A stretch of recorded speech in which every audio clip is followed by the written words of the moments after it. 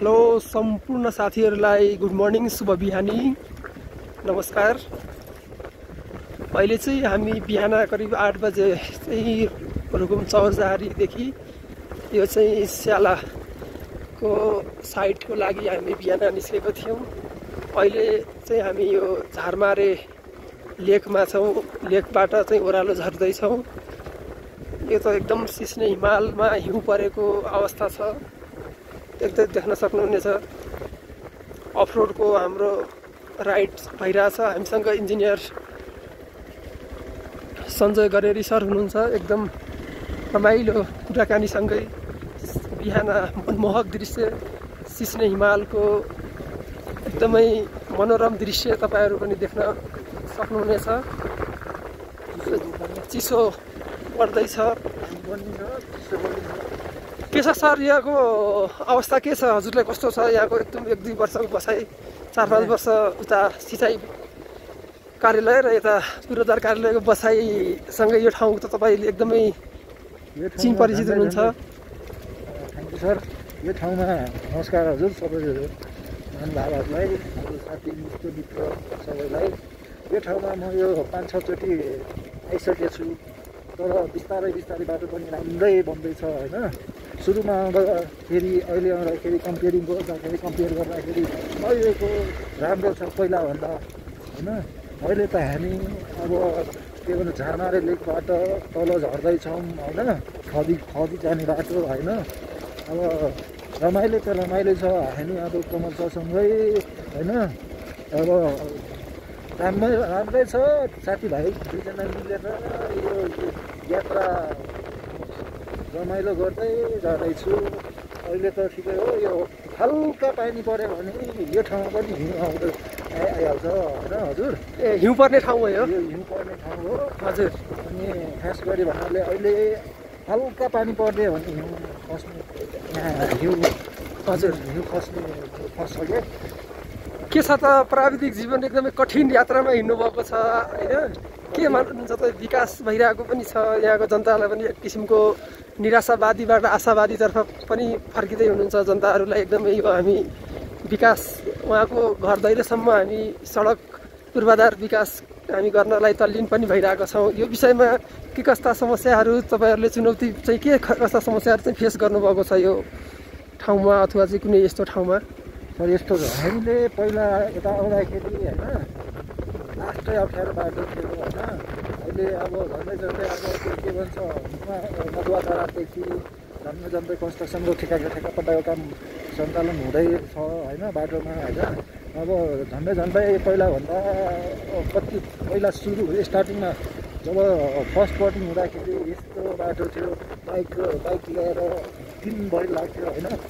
झन्डै हामी अब चौरजारीदेखि होइन यहाँ खदी जाने बाटोसम्म, खदी जानेसम्म हामीले करिब कति 4 घन्टामा हामी पुगिन्थ्यो। पहिला हामीलाई पुग्नु लाग्थ्यो होइन। बाटोमा पनि अब ट्र्याक्टरले बाटो कुदार्ने पटपोटिङ हुँदाखेरि अब हामीले बाइक पनि अब झर्दै अनि त्यसपछि अक्सिजन लेभल पनि कम हुन्छ यो ठाउँमा होइन। अनि त्यति बेला अब प्रेसर मुटुमा डाइरेक्ट जाने हुन्छ, किनकि हामीले राइड गर्दाखेरि होइन अब बाटो राम्रो भएपछि हामीलाई केही प्रेसर हुँदैन अनि नत्र बाइक पनि चढ्दैन झर्दैन होइन। हजुर। त्यो गर्दाखेरि हामीले अब के भन्छ पहिलाभन्दा जे होस्, पहिलाभन्दा अहिले 50% राम्रो छ बाटो होइन। जे होस् अहिले रमाइलो छ। तर यो फर्स्टचोटि रमाइलो हो, अर्कोचोटि त एक्लै पनि आएको छु होइन। हजुर। एक्लै आउँदाखेरि अब झन्डै हामी म करिब 3 बजे खलङ्गाबाट मुस्कोटको खलङ्गाबाट निस्केको मान्छे यहाँ झन्डै 7-8 बजीतिर थिएँ, एक्लै थिएँ। त्यति बेला यति डरलाग्दो ठाउँ थियो। अब झन्डै अब त त्यो के भन्छ मधुवाधारामा, त्यसपछि तपाईँको के भन्छ यो झारमारे लेकमा अब होटल पनि छ होइन व्यवस्था। हजुर। त्यसमा अनि होटल त्यसपछि ठेकदारहरूले पनि क्याम्प बनाएको छ। अहिले त्यस्तो डरलाग्दो छैन। सुरुमा आउँदाखेरि डरलाग्दो पनि थियो अनि एक्लै पनि भएको, तराईको मान्छे भएर पनि होइन। हजुर। अब ड्राइभ त गरिहाल्छु, जस्तो पनि दिक्कत छैन। जे भए पनि जस्तो ठाउँ भए पनि गइहालिन्छ नेपालको जुनसुकै कुनामा। हजुर तर हामी प्रान्तिक भनेको एउटा इन्जिनियर भएको हामीले हाम्रो जीवन भनेको यस्तो हो, राइडिङ गर्ने, साइड जाने, साइड भिजिट गर्ने, दुःख कतिको छ त हामीलाई पनि थाहा हुन्छ। जो इन्जिनियर हुन्छ, ओभरसियर हुन्छ, हजुर सब ओभरसियर हुन्छ, उहाँहरूलाई पनि थाहा हुन्छ यो कस्तो छ। जो फिल्डको कर्मचारी हुन्छ त्यो उहाँलाई पनि थाहा हुन्छ, अरू कोहीलाई थाहा हुँदैन।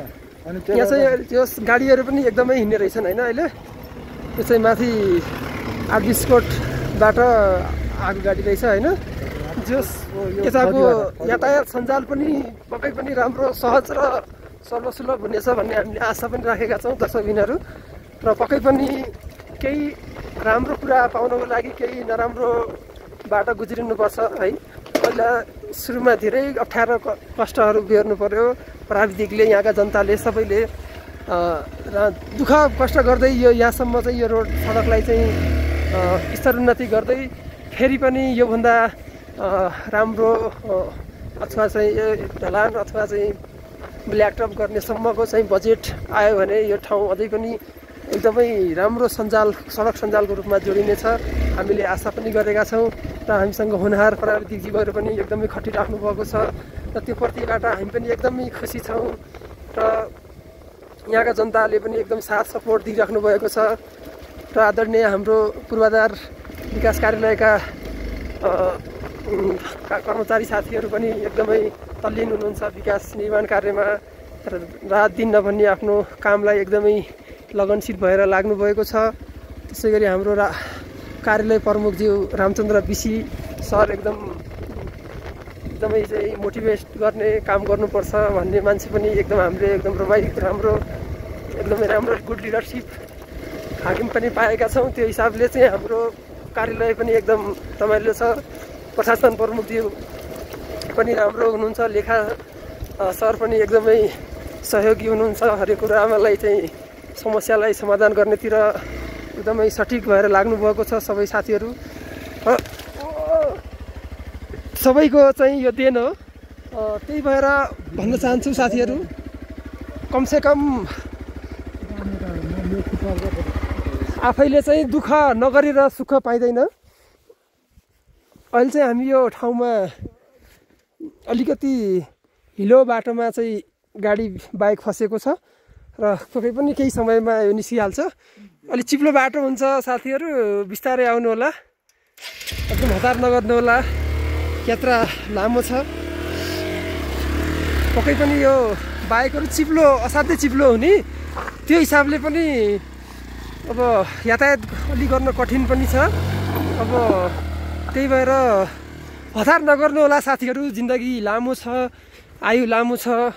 एकछिनको हतारले भोलि बिहान आफ्नो जीव धनको क्षति हुनसक्छ। ल हामी चाहिँ अब करिब हाम्रो आफ्नो साइट बाटोको साइटमा चाहिँ हामी सडक निर्माणको साइटमा करिब पुग्न गइरहेका छौँ। सञ्जय सर अगाडि बाइकलाई लम्काउँदै पुगिसक्नु भएको छ र त्यसै गरी दर्शकबिनहरूसँग फेरि पनि हामी भेटिँदैछौँ। हवस् त, अहिलेको लागि हामी धन्यवाद, शुभ दिन है।